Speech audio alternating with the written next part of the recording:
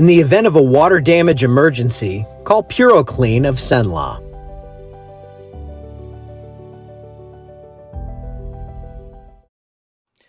Well, good morning, Toledo Bend. Good morning, Alexandria. Good morning, St. Louis. It looks like we're all represented here nicely.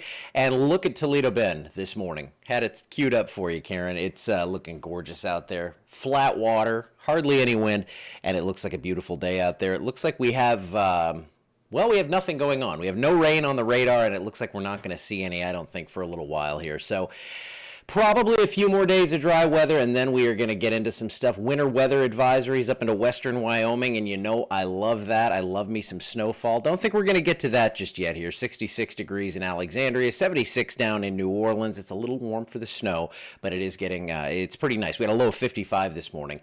Northeasterly winds coming down from the Delta. That means we are going to see some gusts, probably 10 to 15 miles per hour today. It's going to be nice, but we're getting to the edge of hot out there here. We're getting up toward 90 degrees. When I go out in the afternoon, I get a little whiny. So, yeah, it's not that great right now with those temperatures surging up toward 90 degrees, but we do have some hope for some cooler air coming into the forecast. Now, about 86 degrees, 4 p.m., lots of sunshine for today here. We're starting off in the 60s. We'll quickly head up into the 70s, probably 80 by noon already. And there's actually a marginal risk for severe weather from the Dakotas down to northern New Mexico. You're not there. So let's advance this 3 days. Yeah, Saturday, right? 3 days from now. Okay, yeah. We have Saturday a severe risk. So we have a slight risk or a 15% risk for severe weather up here for northern Sabine, Natchitoches, Wynn Parish, sneaking down into Grant Parish as well. Now, don't take this as a hard, fast line that's like south of this line. You will not see severe weather. I do think there's a better chance up north with this one, but we'll be watching the whole area on this one as storms are going to be possible. And the GFS model shows this pretty well. I think what we're going to see here is one round of storms come through a little earlier in the time frame here. It's not early on Saturday, but you can see by about 1 o'clock we start to get some showers and storms in the area. I think it's primarily going to be an evening overnight kind of deal. Of course, it always is.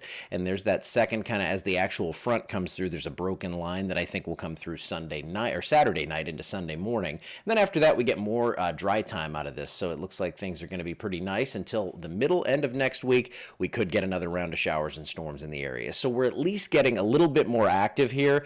These are not going to be drought fixing rains or anything like that, but they are going to be a step in the right direction because we'll take what we can get. Now, Lorenzo looking very peaked this morning. I think that's gone by tomorrow. So there it is. You can see it just kind of fades out to, it looks like a couple of eyes on a head there.